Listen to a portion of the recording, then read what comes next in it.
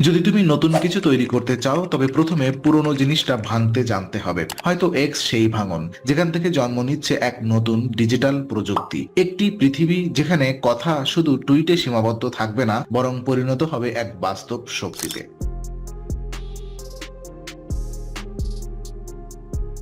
একটা সময় ছিল যখন টুইটার ছিল স্বাধীন মতের সবচেয়ে বড় প্ল্যাটফর্ম। মানুষ এখানে তাদের চিন্তা, ক্রোধ, রসবোধ সবকিছুই প্রকাশ করত বিনা দ্বিধায়। কিন্তু আজ সেই টুইটার যেন বদলে গেছে এক রহস্যময় এক্সে।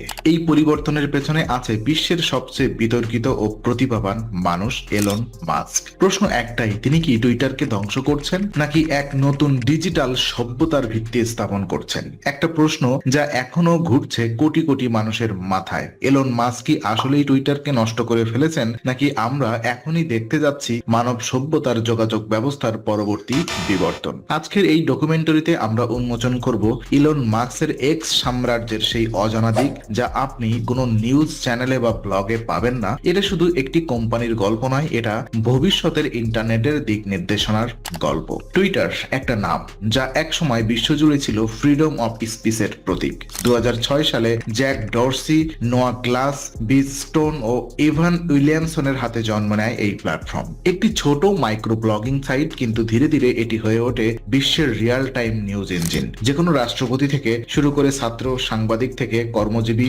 সবাই তাদের মতামত প্রকাশ করত মাত্র 280 অক্ষরে।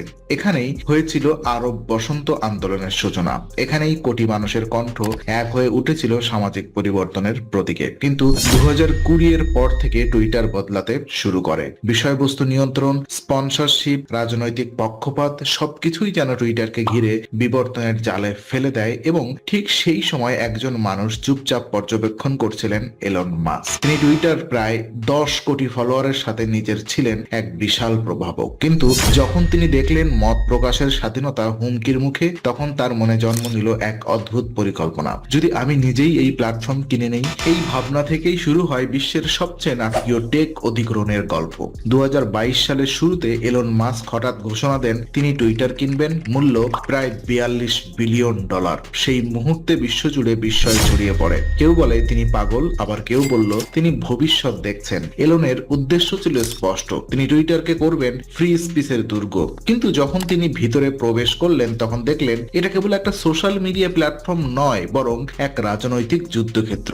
হাজার হাজার কর্মচারী ছিল বিভক্ত মতাদর্শে, অনেক নীতি নির্ধারক ছিল পক্ষপাতদুষ্ট এবং কন্টেন্ট মডারেশন ছিল বিশৃঙ্খল। এলন সিদ্ধান্ত নিলেন পুরো সিস্টেমটাই বদলে ফেলবেন। তিনি প্রথমেই ছাঁটাই করবেন হাজার হাজার কর্মী, একাধিক টিমে ভেঙে দেন এবং শুরু করেন এক রেডিক্যাল রূপান্তর যা ইতিহাসে আর কোনো সিও করতে সাহস পায়নি। টুইটার থেকে এক্স এর পরিচয়ের পুনর্জন্ম ছিল এক সকালে। মানুষ ঘুম থেকে উঠে থাকে, তাদের ফোনে থাকা নীল পাখিটা উধাও। তার জায়গায় এসেছে এক কালো পটভূমিতে এক রহস্যময় এক্স।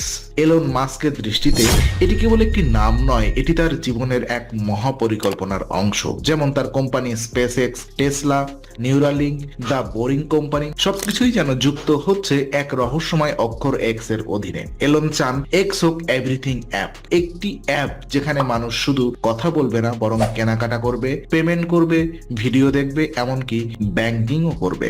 অর্থাৎ এক্স হবে আমেরিকার উইচ্যাট। এটাই তার লক্ষ্য, একটি সুপার অ্যাপ তৈরি করা যা মানুষের ডিজিটাল জীবনের কেন্দ্রবিন্দু হবে। কিন্তু এই রূপান্তর সহজ ছিল না। অনেকেই বলল তিনি টুইটারকে ধ্বংস করছেন, তিনি সেই সত্তাকে মেরে ফেলছেন যা মানুষ চিনত ও ভালোবাসত। তবু এলন বললেন, destruction is necessary for rebirth. X এর নতুন যাত্রা, এআই, পেমেন্ট, স্বাধীনতার পরীক্ষাগার। এলন মাস্ক এক্স কে বানালেন কৃত্রিম বুদ্ধিমত্তার এক বিশাল পরীক্ষাগার। তিনি তৈরি করলেন এক্স এআই, একটি নতুন এআই কোম্পানি যার চ্যাটজিপিটি এর প্রতিদ্বন্দ্বী। তার লক্ষ্য একটি এআই তৈরি করা যা সত্যিকার অর্থে মানুষের পাশে দাঁড়াবে, যা সত্যি জানবে, মিথ্যা নয়। এক্স এখন ধীরে ধীরে রূপ নিচ্ছে এক হাইব্রিড প্ল্যাটফর্মে। এখানে মানুষ শুধু পোস্ট করে না, বরং আর্নিং করে। Content monetisation, subscription, ad revenue সবকিছুই পরিবর্তিত হচ্ছে।